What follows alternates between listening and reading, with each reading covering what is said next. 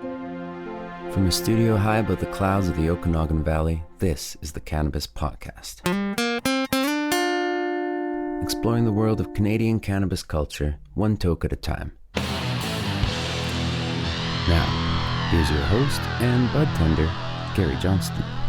Welcome back to the Cannabis Podcast. This is episode 107. If this is your first visit, well, I hope you're going to enjoy the next 30 or 40 minutes or so when we pile you up with a whole bunch of information about cannabis. Let me remind you this program is intended only for those 19 or older in your jurisdiction and is intended purely for entertainment purposes. You should always consume cannabis responsibly.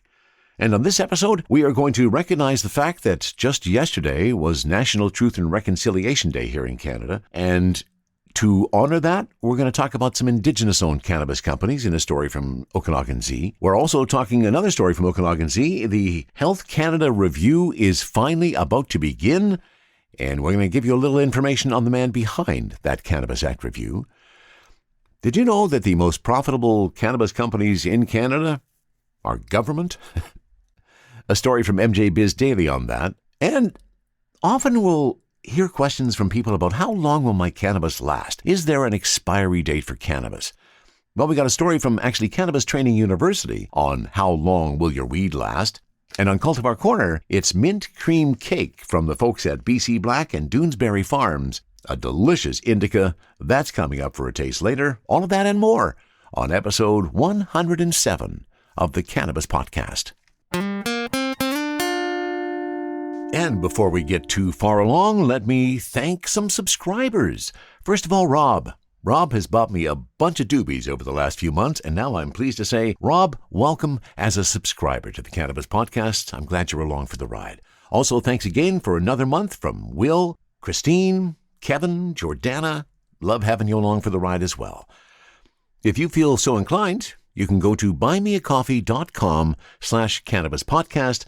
Check out all the options, and if you like what you hear and you feel so inclined, you too could buy me a doobie. So let's get to our first story of the day.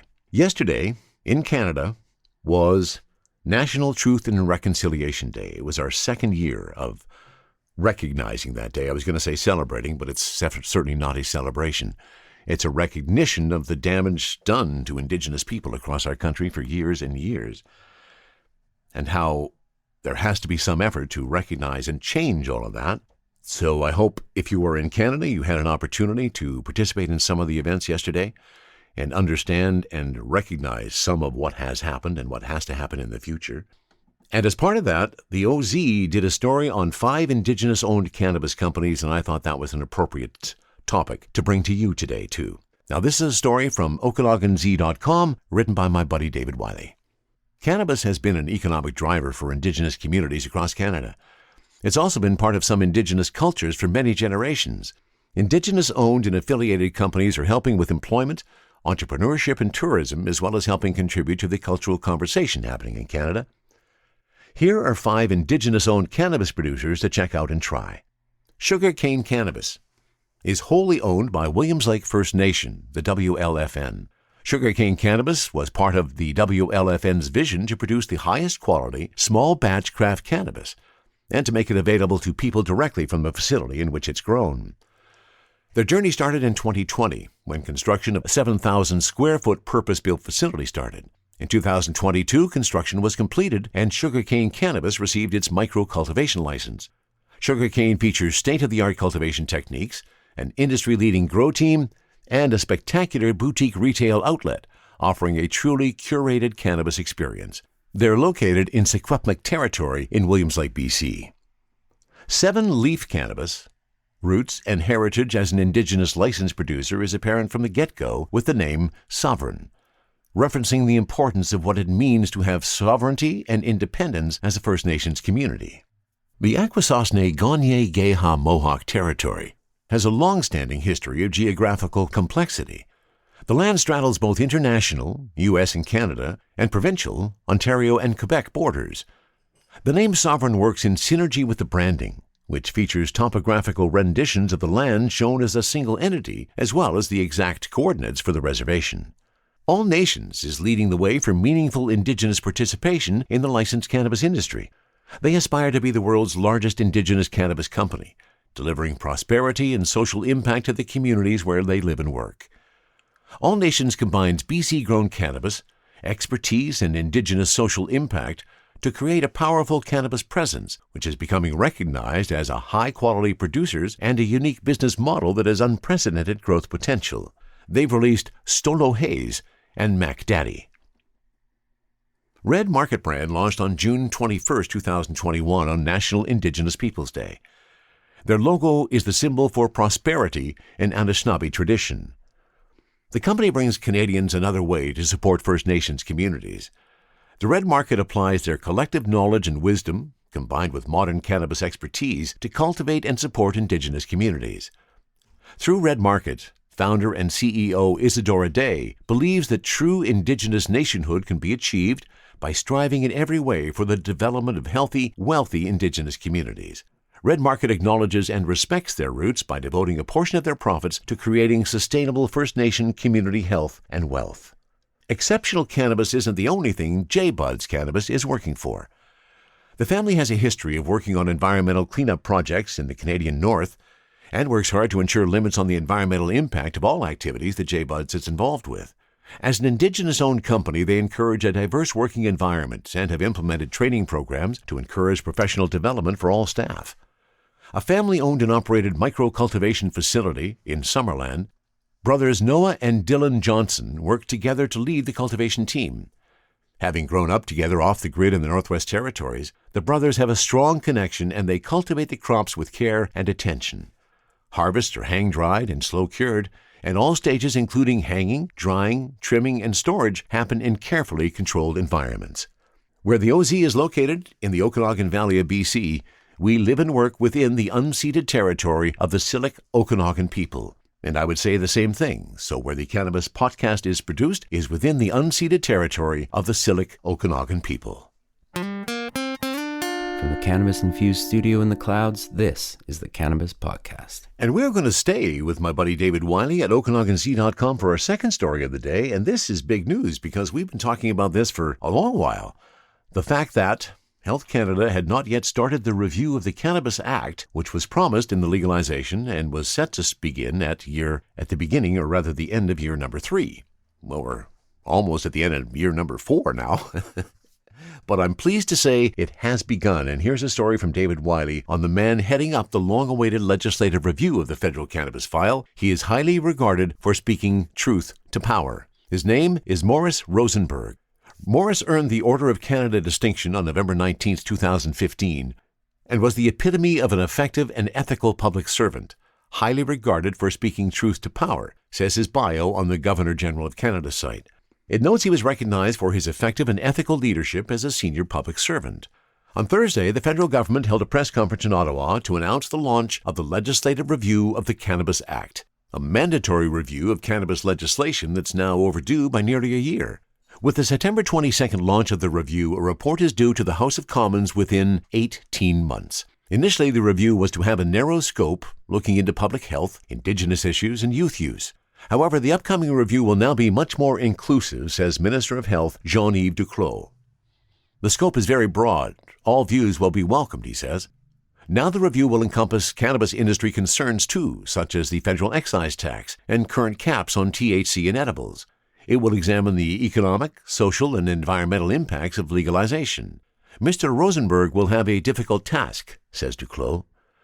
Rosenberg will head up a panel of experts yet to be named. The long-serving senior civil servant has been a federal deputy minister with the Department of Justice, Health, and Foreign Affairs. He's been involved during transformative moments in history, says his bio. He oversaw anti-terrorism legislation in the aftermath of 9/11, coordinated the federal response to the H1N1 crisis, and led Foreign Affairs through a period of global power rebalancing and upheaval in the Middle East.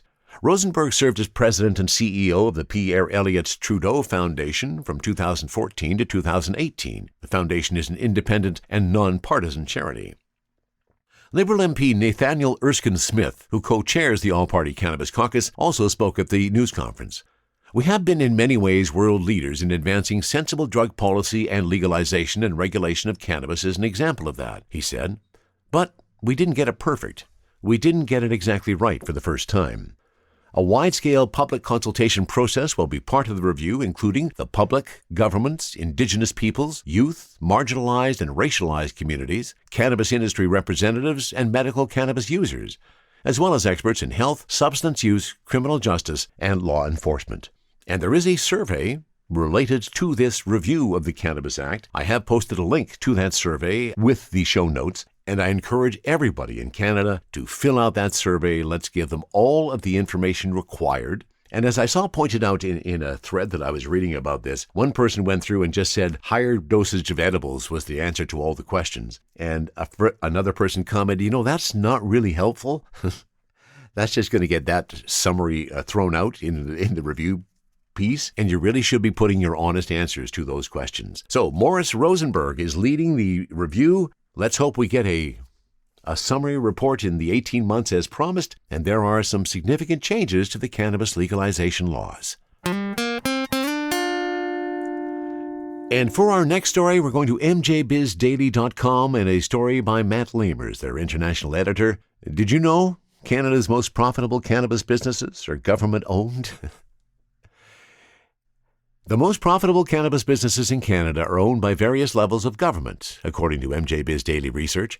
At the same time, cumulative private sector losses easily exceed 16 billion Canadian dollars, led mostly by big producers such as Smith Falls, Ontario-based Canopy Growth, Edmonton, Alberta's Aurora Cannabis, and Tilray Brands, which has its executive offices in New York City. The largest companies are yet to become profitable, even though investors poured billions of dollars into the industry before and after legalization in 2018. The federal government shields Canadian producers against foreign competition in the medical cannabis market. Canada's federal government showered the same corporations with hundreds of millions of dollars in federal grants, money that does not have to be repaid. MJBiz Daily examined financial reports for dozens of publicly traded and government-owned businesses. The research doesn't include privately owned companies, which generally do not disclose financial statements. The most profitable marijuana business in Canada thus far has been the Ontario Cannabis Store, OCS, which expects to earn roughly $262 million over a 3-year period ending in March 2022, according to the province's fiscal outlook. The OCS, owned by the province and whose board is appointed by government, is the monopoly cannabis wholesaler for Ontario's 1,600-plus privately owned retail stores. The next most profitable cannabis business in Canada is Société Québécoise du Cannabis, SQDC, which has earned around $168 million in net income since legalization. The SQDC is Quebec's government-owned monopoly cannabis wholesaler and retailer. Unlike Ontario, Quebec does not allow privately owned cannabis stores, choosing instead to employ a government monopoly over all retail sales, including online. The BC Liquor Distribution Branch, LDB, whose operations include cannabis wholesale and some retail in British Columbia, is the third most profitable business. The government entity has earned roughly $36 million in net income from its cannabis business, according to its recent annual report. New Brunswick province-owned cannabis wholesale retailer Cannabis NB has also reported healthy income. Cannabis NB is estimated to see cumulative net income reach $31 million for 2021 through 21-22. And together, the four government-owned corporations pulled in just under $500 million in net income for their provinces. The government-owned cannabis businesses remit their profits back to their respective provinces. In the case of the SQDC, all revenue after cost is entirely remitted to the Ministère des Finances in the form of a dividend. The dividend is then reinvested, mainly in cannabis-related prevention efforts and research. In addition, SQDC collects consumer and excise tax revenue, estimated at $195 million. In Ontario, OCS profits also end up back in public hands. In its annual report, the OCS said it's proud of its financial contributions that support important public services, particularly throughout the COVID-19 pandemic, at a time when frontline services have been essential to the economic and social health of our province. Amanda Winton, OCS spokesperson, said the organization is a self-funded, revenue-generating government business enterprise, whose annual revenues are included in Ontario's public accounts. Unlike cannabis businesses owned by Canadian governments, private sector profits have been few and far between. Cannabis producers face stiff government regulations but have made numerous mistakes of their own, such as losing hundreds of millions of dollars on bad greenhouse investments, selling less than 20% of their production since adult use legalization, destroying vast quantities of inventory, massive overproduction. Not all large producers have faced those challenges. One of the most successfully federally licensed mass producers has been Delta, British Columbia-based Pure Sun Farms, a subsidiary of Florida-headquartered vegetable grower Village Farms International. Village's Canadian cannabis business has approximately broken even on a net income basis over the past couple of years. Cannabis producer Redecan reported an annual profit before it was acquired by Quebec-based Hexocorp in 2021. However, Redecan, now a Hexo subsidiary, lost $91,000 in its latest quarter, ending April 2022. Decibel Cannabis reported $1 million in net income in its financial year, ending December 31st, 2021. And Tilray has reported profitable quarters, but not yet annually. Well, now we know. The biggest moneymakers in cannabis to this date after legalization, and I guess it's no surprise, it's the government. THC, CBD, terpene profiles, what's in me? Oh, please explain to me. Cultivar Corner, Cultivar Corner, oh yeah. Cultivar Corner, please explain this stuff to me. On Cultivar Corner today, we are featuring another one from BC Black. This is Mint Cream Cake, which was crafted by Dunesberry Farms. And we'll give you a little information on Dunesberry Farms as well as BC Black. And I'm pretty impressed as soon as I pop the bag. Very, very aromatic. In fact, they say that in the description of this. That should give you that. Mint Cream Cake is what we're talking about here. This was grown by Dunesberry Farms and bred by Seed Junkie Genetics. It's a cross of two cannabis classics, Kush Mints and Wedding Cake. A strong indica, Mint Cream Cake showcases pale, mossy green flowers with dark green and purple highlights and amber pistils throughout, covered in a generous coating of trichomes. Well, let's pull out the jeweler's loop, and let's test some of the marketing. As I pull out the jeweler's loop, definitely, my, this is very frosty. So, pale, mossy green flowers with dark green, and there's the purple accents. Wow.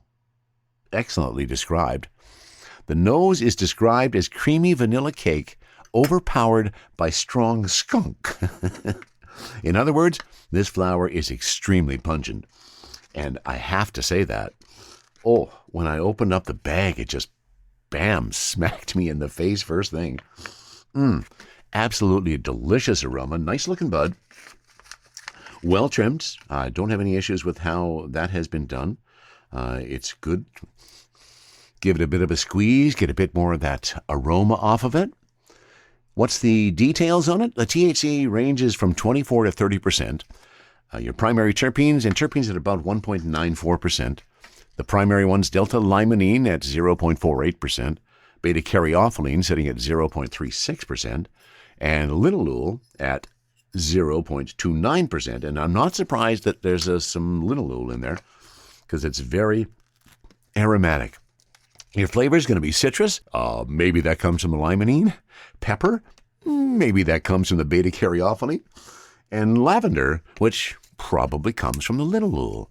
And just a note from the folks at Dunesberry Farm, all their products are craft. As such, you can expect variations from batch to batch. Results listed are representative of the latest certificate of analysis and may differ from other batches, which is currently on the market. And Dunesberry Farms, let's give you a little bit of information on Dunesberry Farms before we strike this up. Nestled into the Thompson-Nicola Valley, Dunesberry Farms is bringing to the market the same top-tier BC bud their legacy master grower has produced for years. Grown in a cocoa soil mix using LED lighting, their potent flowers win you over based on aesthetics alone. This produces amazing trichome density possible and enables Dunesberry to produce consistent premium flowers crop after crop. Slow and steady wins the race when it comes to Dunesberry's proprietary curing system. The biological process of curing is done with the utmost care and time in mind to ensure your top-shelf cannabis meets the standards of the sophisticated client. And I have to agree, what I saw on the cured bud, very, very nice. Really nice and nuggy. And again, the aroma that came off of this was just absolutely astounding. So now we know it smells pretty good. And it looks pretty good. Let's see what it tastes like and the effect it has with Mint Cream Cake and the THC on this guy sitting at 26.2%. I better power up the crafty, so I'm ready to do that when it's time. I have taken my first hit of the joint. And as usual, I'm not picking up a lot of flavors in the joint. Sometimes I do get some of those. I guess there's a bit of a citrus there. Oh, definitely there's some of that limonene, some citrus notes and some of those floral notes on the intake. Nothing so much on the outtake, but I never seem to pick up any of those subtle things when they're coming off. Now, I will advise I am coming off a bit of a cold for this last week. That accounts for why my voice may sound like it's a little coldy. And I'm hoping that that's not going to result in a little bit of coughing, because I've had a bit of the cough through the cold. Not COVID. Still have my full taste of sense and smell. Clearly, it was a cold that hit me this last week. All right. There's a couple hits of the mint cream cake. Oh, my.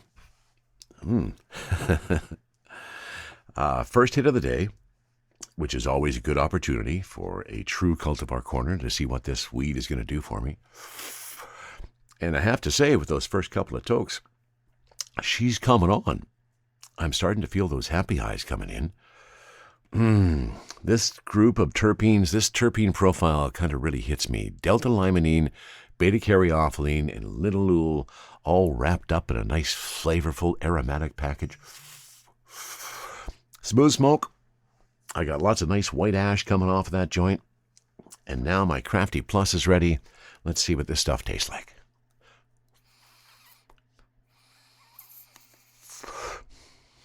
Oh, wow. As you've heard me say many, many times before, as soon as I pick up that Crafty after having the joint, the amount of flavor is just astonishing. Definitely those citrus notes, lots of the floral, and some hints of the peppers, especially on the exhale. Oh, and here it comes. Oh, yeah, there they are. And here come the happy eyes. That sense of euphoria to get my day started. Now, the lineage on this, as we've already talked about, Kush mints and wedding cake. 3.5 grams THC SSA at 26.2. Those terpenes, total terpenes at 1.94. I definitely like the taste of this better through the Crafty.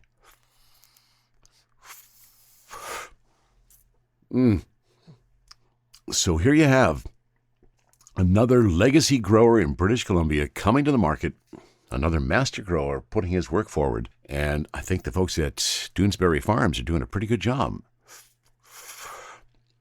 Oh, yes. I do love being high. And mint cream cake from BC Black and the folks at Dunesberry Farms has done just that, given me a rather nice high to start the day. And another successful Cultivar Corner where we try some more BC weed. BC Bud is coming back to prominence, and I think you're going to see it just explode in the next little while. Another good entry from BC Black, mint cream cake. A nice high to start my day. Exploring the world of Canadian cannabis culture, one toke at a time. This is the Cannabis Podcast. Now, I don't know if you've ever noticed, you probably have, on every package of legal cannabis that you have purchased since legalization on October 17, 2018, that package has had some words down at the bottom of it which never really made sense to any of us, and that is, no expiry date has been determined. How is that even possible? We know that weed can't last forever. It has to have an expiry date of some form. There have been some studies, and we talked about it a little bit in a couple of episodes, where it was figured out it's probably about a year. But anyways, I took a course from Cannabis Training University some time ago, and they continue to send me pieces of information to, I guess, to make me take the course again. I don't know, but some of it is pretty valuable and is useful information and is publicly available, so that means I can share it with you, and that is this one. How long does weed stay good for? Keeping your weed fresh for a long time is easy if you follow these best storage practices. Although weed can last for months without a significant loss in potency, weed can go bad fast if you're not careful. The guide gives you the 401 on how long properly stored weed can last, factors that affect the quality of your bud, the signs of bad weed, and tips for storing weed and keeping it fresh for longer.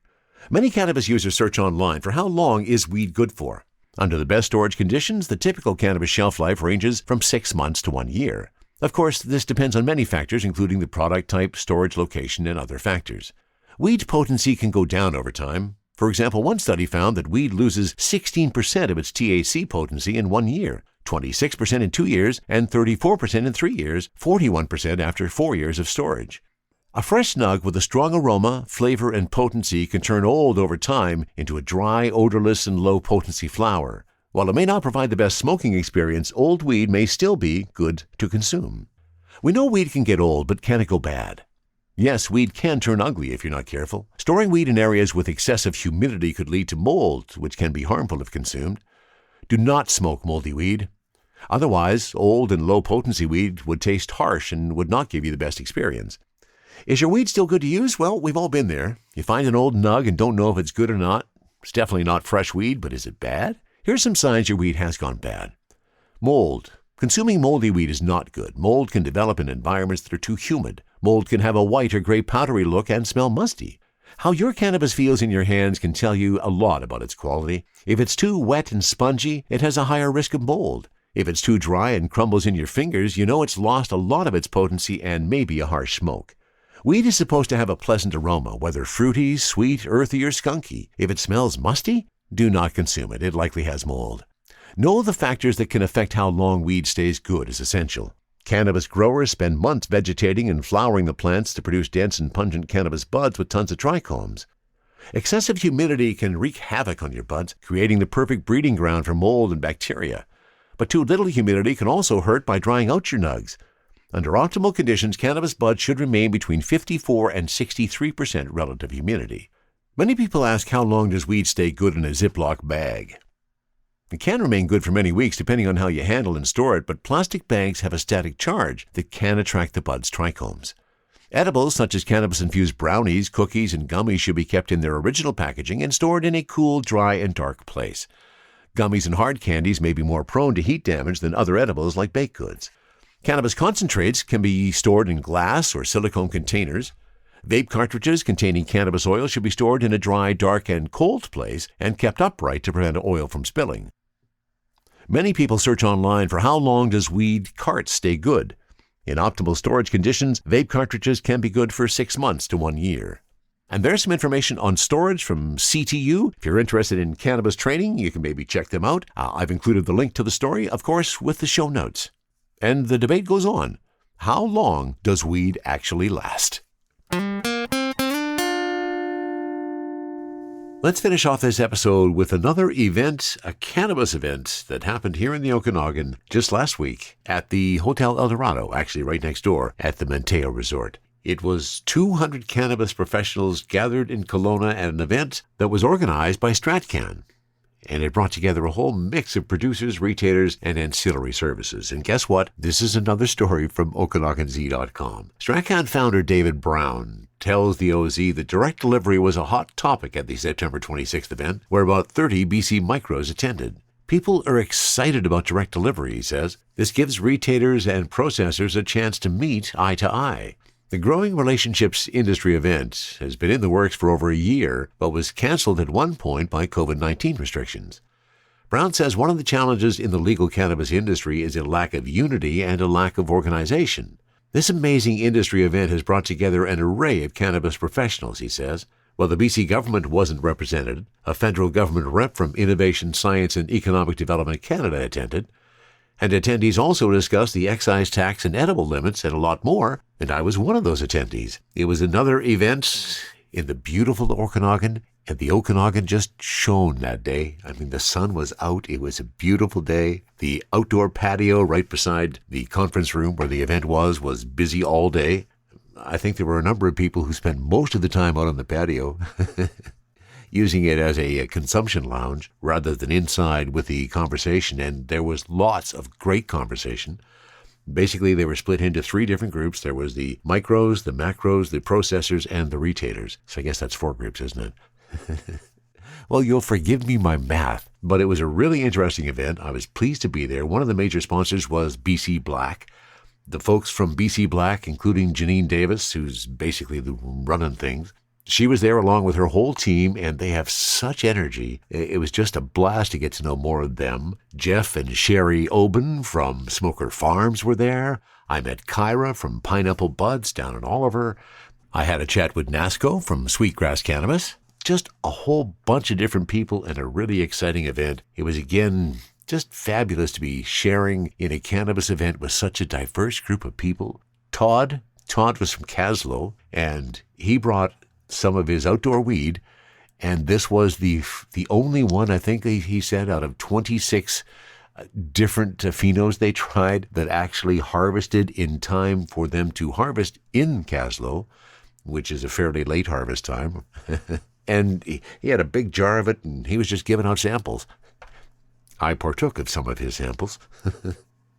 It was great. I'm looking forward to more of them. They're getting to be, fortunately, more frequent, and really an exciting time to be able to talk directly to the producers, talk to the processors, and for them to get a direct connection to us, the retailers, and be able to build that relationship and make it stronger. That's just going to be better for everybody's access to cannabis.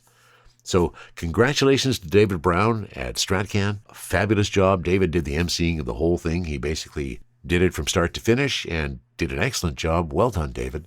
I'll keep you informed should there ever be another one. That was definitely worth attending. My boss Tarek was there, along with a couple of other Spirit Leaf owners and a whole lot of other retailers. It was a great day talking about cannabis in the Okanagan. Let me finish off this episode with a comment on some recent feedback that I received. I want to thank you, Stephen. Stephen is an expat living in Japan and sent me, well, let's say a rather long email. 13 pages is what Stephen sent me. Really appreciate the feedback, Stephen. Stephen has listened to all 105 episodes of the Cannabis Podcast. He's been all the way through. He had some opinions that he wanted to express with me, and Stephen, let me say, don't worry about me. I am just fine. There are other things other than cannabis in my life, but the emphasis on this podcast will remain cannabis, and that's not likely to change in the future. But thank you for your comments. I really do appreciate them, and I hope you continue to be a listener. If you ever have a comment on anything you hear on the Cannabis Podcast, please send a note to info@cannabispodcast.com. Thank you so much for being a listener. I really appreciate your support and the fact that you are here. And if you would like to support the podcast, you can go to buymeacoffee.com/cannabispodcast. And if you like what you hear and you feel so inclined, like others have, you can buy me a doobie. And that wraps it up for episode 107 of the Cannabis Podcast. From the cannabis-infused studio, high above the Okanagan Valley, this was the Cannabis Podcast.